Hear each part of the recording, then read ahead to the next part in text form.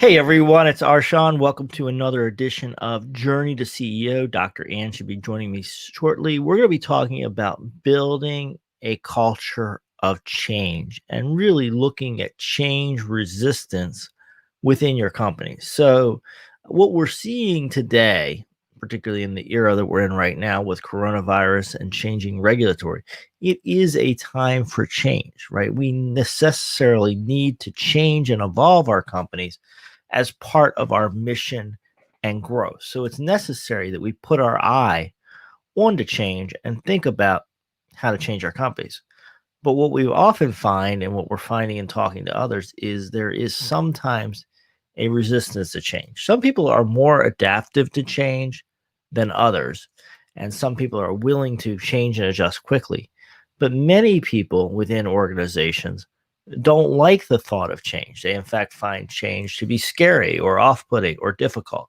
And so we want to talk about making a culture that allows for change, really a system whereby you can say, hey, let's change our life, let's change our business, let's improve our business. And we have to build that as part of the culture. And a lot of that comes down to how do we work with our teams and how do we build that? So we really want to dive deep in today about how do we build a culture of change. And it starts from, like most cultural issues, the entire organization.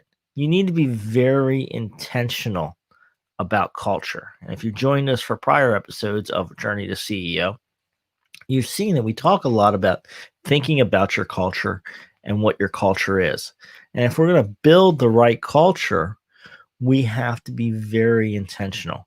And that means we need to be thinking about that throughout the process, from the time we set up our companies, having real meetings about our culture, and bringing our employees to it. So I'm going to bring Dr. Ann up on the screen. We're going to be chatting, and let's jump into really building a culture where we can change and flow as a company, and we overcome some of that resistance that's out there to change, because many people aren't wild about it. Hey, Dr. Ann.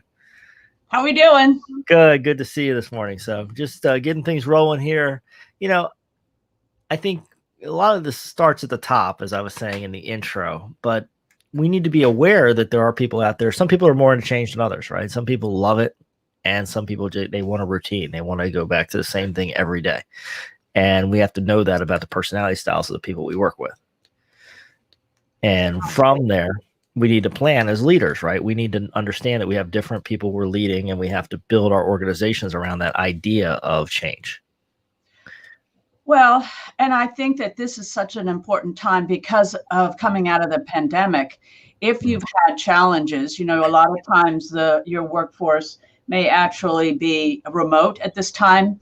And if they're coming back, then this is a time where you can start to implement and change and make some corrections to the culture. We know an organizational culture is one of the toughest things to change.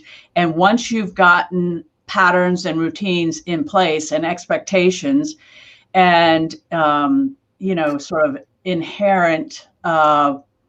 an inherent bias towards a certain way in which you're going to do things, or who's going to do them, or who's going to be working, then you're really going to have a tough time changing. But this is a great time to do that. And this is a time where you can really look and see how diverse are you with your culture, what kind of cross training have you done with your culture, and make sure that it's a safe environment so that you can be innovative. And we talk a lot about that, Shawn, about the idea of the companies to survive need to be able to build in creativity, build in innovation. And that means you have to have a safe environment in which it's okay to fail as long as you're learning from those. And it takes an inclusive culture where everybody has a voice. Yeah, let's double down on that point with change. So normally it's hard to change, right? I mean, if you feel like you're on railroad tracks or you're already on a path, right? And once you get your company going, your culture kind of takes form. It strengthens, and it is difficult to change the culture. But I will tell you, I mean, as I reflect on this year, this is probably a good year for changing culture, because everybody's already got forced to change, right? I mean, you got broke out of the molds that you had set. If you'd set molds and you were on a railroad track, COVID and the other things disrupted things. So it's actually a pretty good year to be thinking about new ways to do things because everybody's forced to change. Well, and I know here in Pittsburgh, there are a lot of companies that still have not come back to working full time in their corporate offices. So that may be something that has already changed as far as the flexibility in work hours, which again would be very, very helpful, especially for parents with children or whatever. And of course, now we're wondering if they're going to school, but that we can have a blending of our personal and professional lives better if we allow for the flexibility. Yeah. I mean, this is something that's been a trend in the workplace for a while, right? I mean, it's gone from kind of the strict 9 to 5, and you see more and more people that are welcoming children or pets or whatever to come into the workplace, right? So, I mean, we're starting to see that. We have the work from home movement, which is moving, and a lot of this has been accelerated. And what really happened was, rather than people doing it kind of in a traditional, well, let's try having some people work from home, or let's try maybe a program where people bring their kids, or maybe we'll do some after work events, whatever, kind of these test things and this slow movement. We just had a catastrophic change to the whole system, which allows us to, if we seize the opportunity as leaders to say, okay, what we had in the past is not the same anymore. Let's go a new direction. Well, and the other thing as a leader, and if you own a business and you have corporate offices, this is a great time for you to think, do I need to actually pay that real estate amount, the rent for those that real estate? And so that may be something that allows leaders to free up some money and use it again for product development. Maybe you've had to pivot. So, really the thing that I would suggest for leaders as they are moving back into what will be the next normal, or moving into, I shouldn't say back, but into the next normal, making certain that they have a very safe environment that is inclusive. This is a time to, especially with the talent pool that is shrinking, this is a time to build inclusivity and to add more diversity into the workplace. So you make sure it's safe, make sure that you are able to be innovative, and then also provide the flexibility in how you work. Well, I mean, what you're really saying is, get a vision board out there, or get a whiteboard out, and really have your core team figure out what you want your company to be like, right? I mean, this is an opportunity to really say, and I talk about this kind of when I talk about the planning side, right? Is like, where are you now and where do you want to be? Right. And there's probably been no time in recent memory where you have such a big jump ball where you can actually say, hey, it's time to think about where we want to go, where we are, and where we're headed, and let's build a vision of what we want this company to look like as a total. You kind of have a free pass, right? Normally, sometimes people get to do that if they get into a crisis, if they have a financial crisis, if the business isn't going well. But here, businesses are going well, business in a crisis, business in the middle. They could actually say, hey, it's time for us to talk about what we want to be. This is unprecedented. It may be very different. Where you wanted to go, now you can't get there. Right. You might have to go somewhere totally different to survive. So, and if you have a safe environment, if you are providing opportunities for innovation, you also provide opportunities for growth and for leadership development. So you're developing your next team. Mm-hmm. Yeah. We talked about that in a recent episode. Folks, if you haven't checked it out, Journey to CEO YouTube channel, you can subscribe. You can go see some of our old videos, but we specifically talked about that concept in a prior video. So I recommend you go check it out. So you can kind of think about all of that. And it's a free pass to get your team together and envision. And like you say, Dr. Ann, it's often for many companies right now, the business plan they thought they had coming into 2020, and maybe their 5 and 10-year plan has to be rewritten just because the realities of the marketplace. Right. And it's okay. It's okay. Yeah, exactly. And I think that you really should be circling back and looking and seeing how are we doing, and making the modifications. And I was just talking to a company yesterday, to some leaders, about strategic planning. And we really are looking at a whole different concept of just going chapter by chapter, rather than saying, oh, here's our 5-year plan, here's Right. our 10-year plan. That's just not even in the works anymore. I think the chapter by chapter concept, it makes sense, at least in the intermediate term. And it's this is maybe more so than ever. You want to run scenarios for the future. And I think good people that do good plans often are saying, well, if this happens, we'll end up here. If that happens, we'll end up here. They have kind of a couple different alternatives depending on how the market responds and how things develop. Right. Now that can be part of see that a lot in sales tactics. Sales strategies will be that if one says yes, if one says no, here's where we go. And I mean, they already have that kind of a pattern, but I think that we haven't necessarily seen the same thing working with entrepreneurs as they're building their businesses, that they have to have 2 to 3, or I say 3 to 4 scenarios that they actually push through and say, this is what we're doing. And actually, we did that with some of our companies through COVID. If the company has to lay off, this is what it's going to look like. If we get certain monies in, this is what it's going to look like. So we went from worst case to best case scenarios. Yeah. And I mean, I tell you, I'm not a doctor, but I watched the COVID situation, and I mean, the numbers are all over the place. And, you look at countries like Sweden, who's now being cited, they did the herd, and they kind of just let everybody get sick for a while. And now suddenly they have very few cases. Right. So, at some point, as Donald Trump has told us, that, and I don't want to get that lightning rod, but at some point this thing will quiet down. That is the history of viruses. So assuming this is the virus and there's not another virus following and some of these other ideas, at some point enough people will potentially have had this virus that it slows in circulation.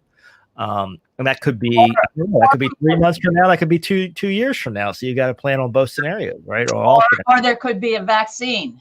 And that's another story that you're working on. I'm very active in the vaccine thing, and I'm all for people taking the vaccine if they want to. I just, there is a lot of rush on the vaccine, and I think people understand that the idea of getting a vaccine, getting people back to normal is important, right? So if you do have a successful vaccine that really works, people get back to work. Of course, we need to think about not just getting over this virus right now, but what the long-term implications are. And, from a business planning standpoint, you've got to think about that too, right? So if the vaccine comes out and that means everybody gets back to work, then maybe your retail operations go back to where they were in 2019 or prior, and you kind of go back to that world we used to be in. But then if there's side effects or problems from the vaccine and a portion of the population starts getting sick, that's going to raise a whole other host of issues. So we always got to be very careful about planning from the macro, the public policy planning, which I play in, but then also our micro planning for our companies. Right. From a micro standpoint, we got to play out all these scenarios because we don't know which way it's going.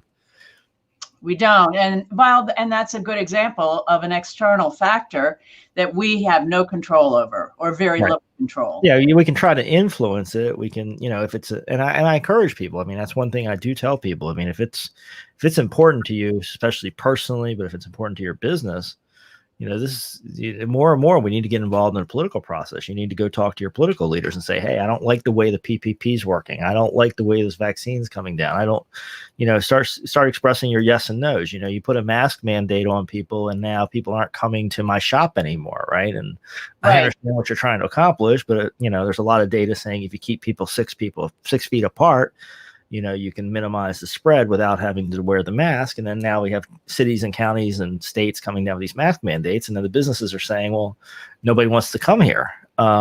Yeah, I think it is an issue. And I think that, again, there are external threats that we don't have the control over. We can anticipate, but we always have to prepare for different scenarios. But it still means that you have to have your workforce, your culture is so important in keeping that business surviving.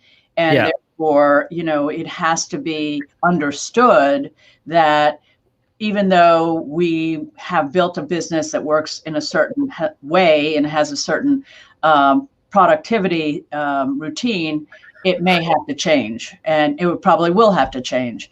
But, I've done an awful lot of work just on the history of corporate culture. And we know that, in the 20th century, a lot of corporations, most corporations were built by men. And so we had to then say, okay, we had the all boys club and all of that going on. But this is a time that we don't have to have that. This is such a ripe opportunity for us to move forward and to correct some of the unhealthy situations so that we can avoid that in the future. But I really encourage people to take a strong look, like you said, get your leadership together, get your team together, do a whiteboarding, brainstorm, and from that say, okay, how can we make this safer? How can we be more innovative? What are some of the ideas that we have for pivoting? How can we harvest new ideas that our maybe on the front line, some of our workers have? How can we make sure we capture those so that we can incorporate that into improving how we deliver and improving our customer service and improving our market, improving everything. But this is just a really great time for that. I think it's a good time too to talk about robustness, right? So one thing, and maybe we could do a whole program on this in the future. Folks, make sure you're subscribed to the Journey to CEO YouTube channel so you see what we think of next. But I think, this kind of robustness planning, and as you were talking, and I was just thinking, kind of, we may have regions of the country that shut down in the future, right? We're starting to see outbreaks in different parts of the world. This is happening. Maybe there's more virus activity in the future. We need to think about, how do we make our companies robust to where if there is a disruption like this in the future, what do we have other paths to revenue, right? So many people who had the online path built have done okay in this, but we need to think about that for our companies. Well, what if this happens? What if that happens? But then you can also think about regional and geography, right? So maybe start, eventually as you grow, it may be very strategic to split your geography, to say, hey, I'm in one city, but I need to grab a second city that's, somewhat far away so that if something happens in city one, I could continue operations in city two or vice versa. Absolutely. I have know a company that's a call center, and they know that they have to be, not only in one location, but if the telephone service or the internet goes down, they've lost, their ability to answer calls or make, make calls to other, do their calls.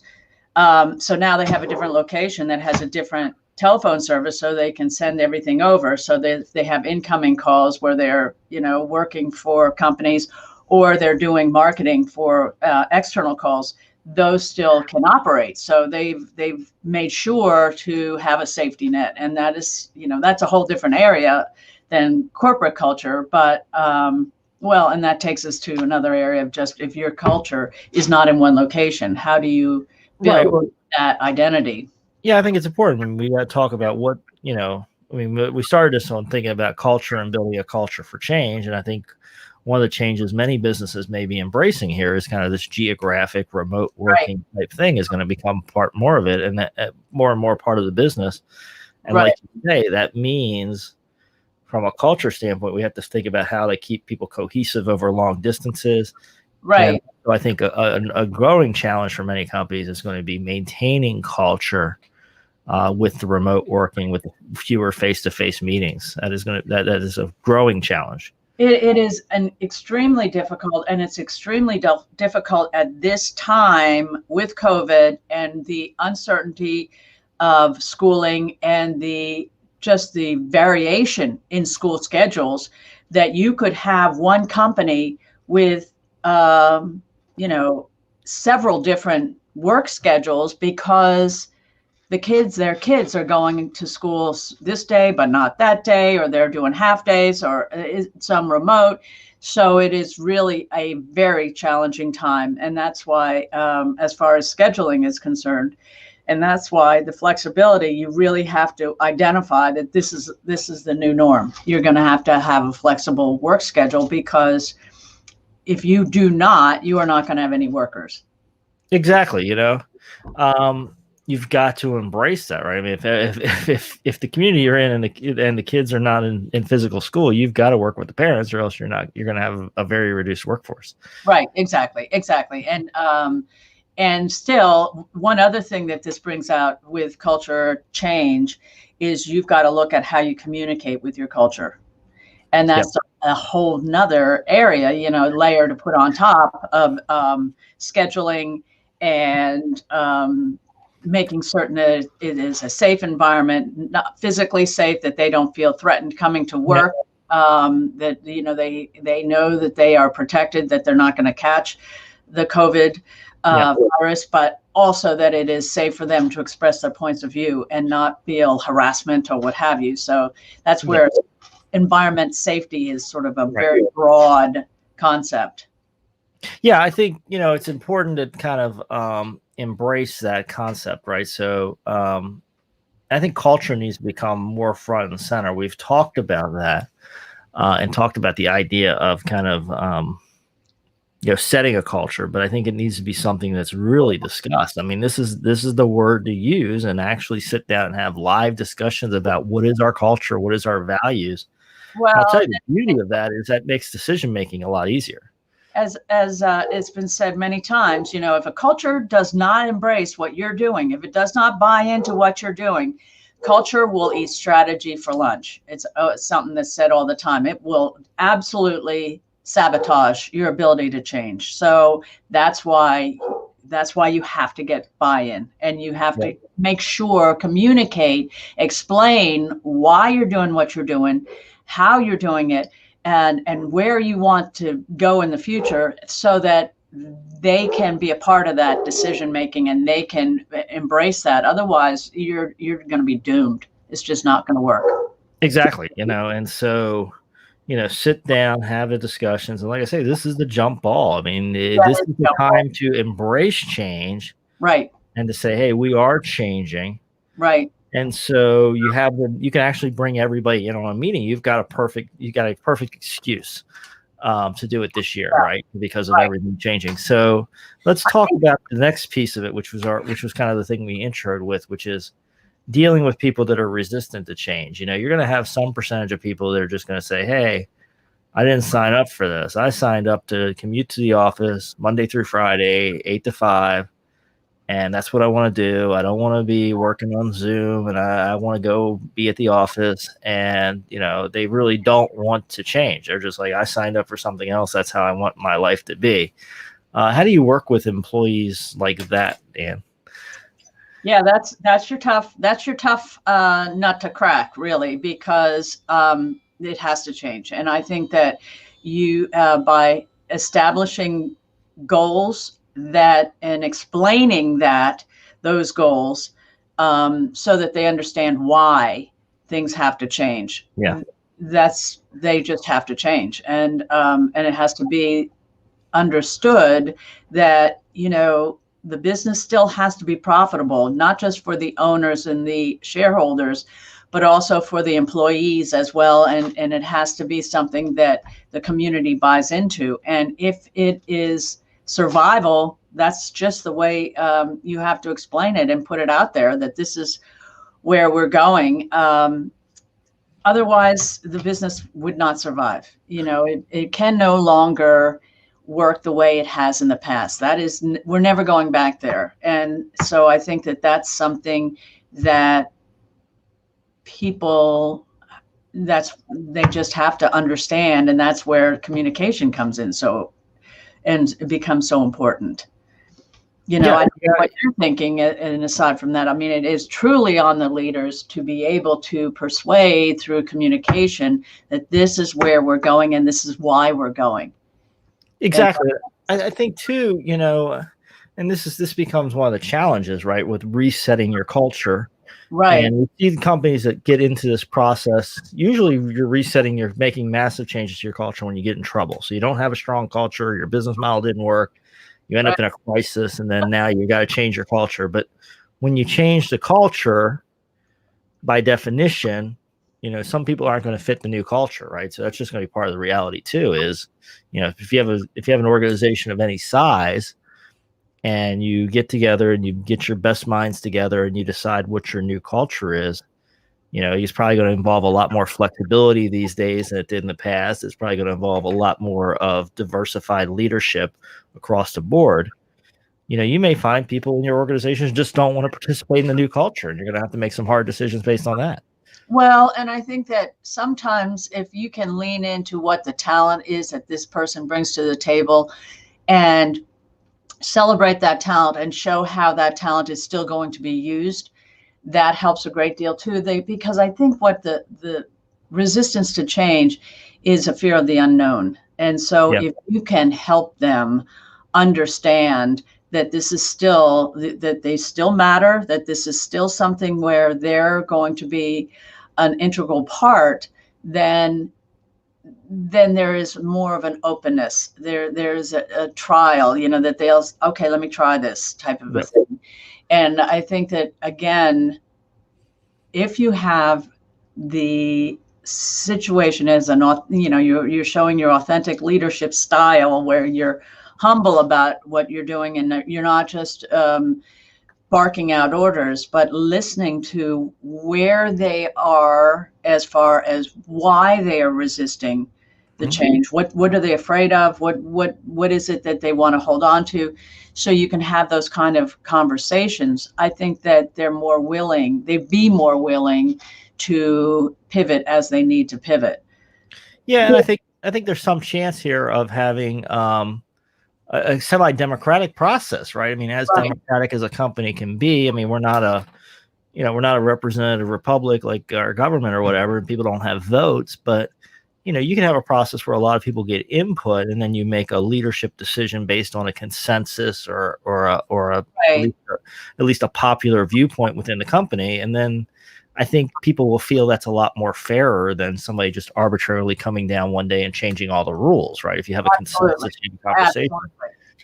Absolutely.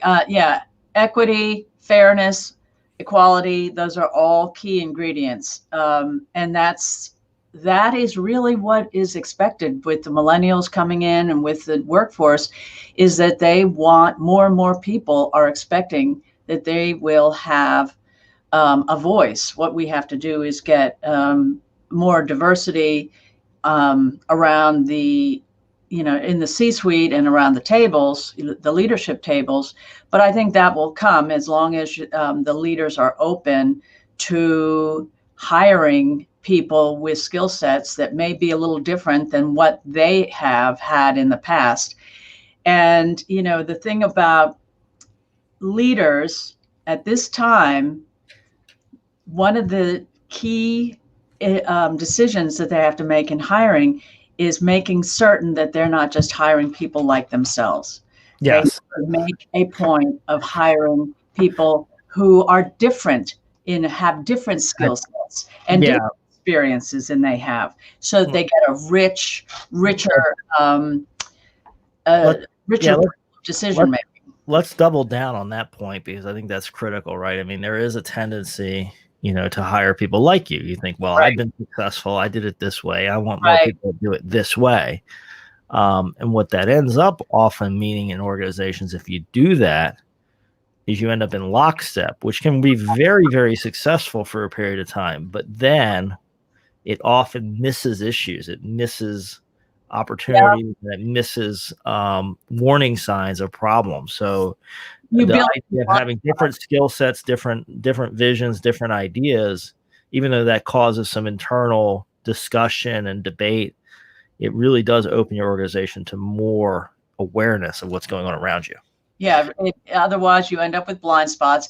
But if the more diversity you have in perspectives, the more opportunities you have in problem solving. So if you have different people, or people with different perspectives, different experiences coming in, and they look at a situation and say, okay, we need to pivot. This product line is starting to dry up. We need to expand in another area. If you have different perspectives or people coming in that they have had experiences in other companies, they can jump into that dialogue. They can jump in and offer solutions that you probably had not even thought of. Mm-hmm. Exactly. That's what you want, right? As a Right. culture, especially now, as we were talking about change That's and the only way. adjusting and resistance to change. Right now, the more thoughts and ideas you have on how to pivot your business and how to survive your business is going to be critical. It's going to take you to the next level. Right. And you know, there have been books written about disruption, and this is, you know, if you want to change a company, you know, you need to have disruptions in the company. Well, we have disruption. It's been given to You don't need to artificially produce disruptions right now, right? Not in this environment. us. No, so we have it, and so make it into a positive. You know, don't just look at it and say, "Oh, here are all the things we have to combat with this COVID." Um, Here are ways now we can use this to look at every aspect of our business, turn over every rock and look and see how you're doing, and really say, here's some opportunities, because your workforce is already out of what it had been doing in the past. So now when they come back, do you want them to go back to this? If you have an Right. unhealthy environment, or are you going to say, no, this is a time to fix things? Yeah, exactly. So there's a lot going on around there. Dr. Ann, I want to encourage people to sign up for the Journey to CEO YouTube channel. Come check us out. Go check out our Facebook, which is called Entrepreneur to CEO. We have slightly different names because we're working on a book called Entrepreneur CEO. And when we truly started working on that journey from entrepreneur to CEO, what we discovered is it really is a journey, and it's a multi-step process, which we've laid Right. out in the book. And our goal is to help people along that journey. So I know a Right. lot of people out there, you may be somewhere on your journey from, starting and wanting to start a business all the way up to running an enterprise, and Right. you have to figure out where the right spot is for you in that journey. And culture is an issue throughout that whole journey. Correct. And so go check out some of our other videos, give us some comments, come chat with us, hang out. We are building teams of people that are interested in this issue. So if you're interested in being part of a group session, let us know. That's something we can facilitate. We can help get you tied into a group that's other established business owners that are dealing with these issues. And really, we want to help people get through this. This is just a crazy time, and our goal is to help people. So let us know how we can help you with this. We want to know what issues you're facing. So hope you're subscribed to the channel. Hope you'll tune in again soon. We'll be back. We're trying to broadcast every Wednesday, schedules permitting. So check out our YouTube channel, and we'll be back with you again soon. So get over to our Facebook page. You'll learn more about us there. All right. Thanks, everybody. Thanks, Dr. Ann.